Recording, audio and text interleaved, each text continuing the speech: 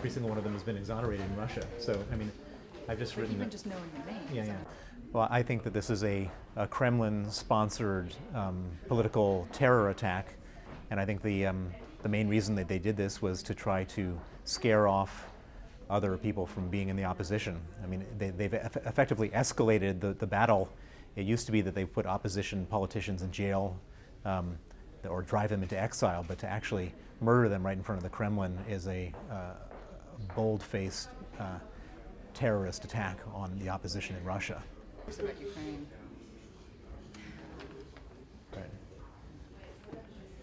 Well, I think one of the key suspects in this whole murder is President Putin himself, and so as a person who claims that he's in charge of the investigation and in charge of law enforcement agencies, you can't possibly expect an impartial investigation.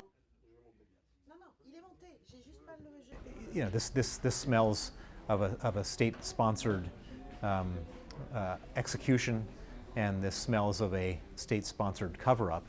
And so the only way that there's ever going to be a proper investigation is if the West puts pressure on an international investigation, which would hold up above suspicion. Yeah, we did a ton of TV. We did Fareed Zakaria and Daily Show. Well, whatever the theories are, we're never going to get to the bottom of it if it's left in the hands of the people who are on the suspect list.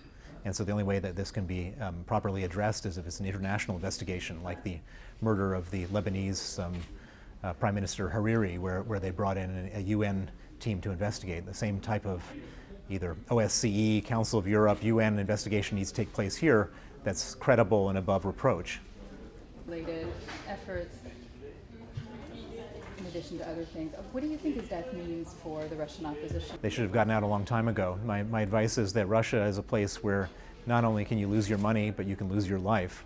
And those people that find a way of not losing their money or losing their life end up becoming part of the criminal enterprise that goes on in every different aspect of life out there. And so you can either break the laws in the West by becoming part of the Russian criminal enterprise, or you can break the informal laws in Russia by going against it and then ending up losing your money and your life.